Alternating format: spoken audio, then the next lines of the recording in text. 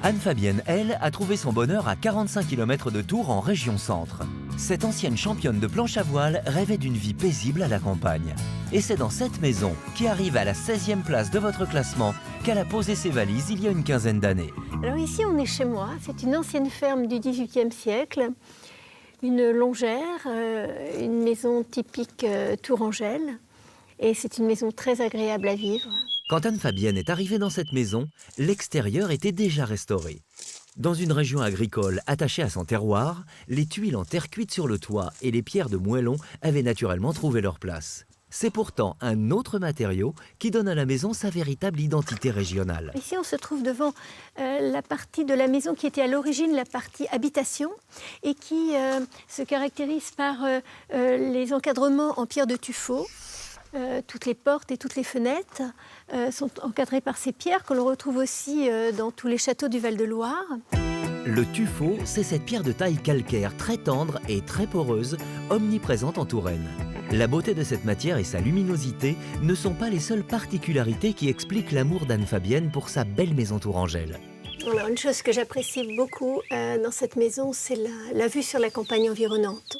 Une des raisons pour laquelle j'ai choisi cette maison, c'est le calme. Voilà, je n'entends que les petits oiseaux. C'est un grand bonheur, ouais, c'est vraiment très très agréable. Dans sa propriété calme et silencieuse, il y a plusieurs petites dépendances. Anne-Fabienne a recyclé les bâtiments qui hébergeaient autrefois les animaux de la ferme. C'est dans l'ancien four à pain qu'elle a effectué une rénovation qui lui tenait à cœur. Voilà, ici, nous sommes dans l'ancien four à pain de la maison. C'est la dernière chambre que j'ai créée.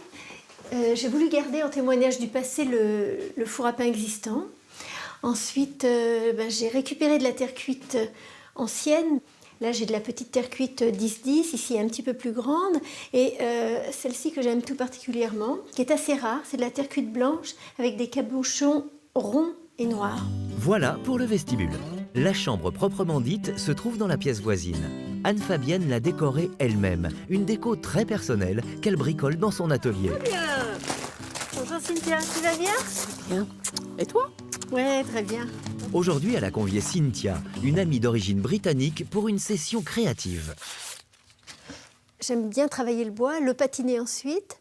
Ça peut être des vieilles armoires, des chaises, des fauteuils. Chez moi, il n'y a pas un style particulier. C'est un coup de cœur, c'est des choses que je vais ressentir. Et je veux pas donner un nom à ce style. Le style Anne-Fabienne, c'est des pieds de table transformés en lampes, des frontons travaillés et peints accrochés au-dessus des portes. Et si Anne-Fabienne ne sait pas définir son style, Cynthia, elle, a sa petite idée. Je trouve très romantique, très campagne et beaucoup d'élégance, oui. Cette élégance, Anne-Fabienne l'insuffle par petites touches dans son intérieur. Pour elle, la décoration, c'est aussi un gros travail sur les tissus et les broderies. J'ai toujours cousu par ma maman, j'ai toujours vu coudre. Et lorsque j'ai voulu personnaliser certaines choses de la maison, j'ai brodé sur des linges anciens, sur des draps, sur des housses de couette. Ça apporte un petit côté ancien, un cachet, ça donne du charme à la chose. Ainsi, sa décoration est ultra personnalisée. Et grâce à tous ces efforts, la maison d'Anne-Fabienne est un endroit où on se sent bien. Anne-Marie, sa plus proche voisine, aime venir y prendre le thé. La convivialité, c'est le mot de la maison. Toujours autour de petits gâteaux, de bonnes choses. C'est vrai que moi, je me sens bien, mais les gens qui viennent chez moi aussi. Moi, j'ai la clé. Hein. Moi, je rentre, même elle n'est pas là, je rentre, moi. Hein. Moi, je suis chez moi.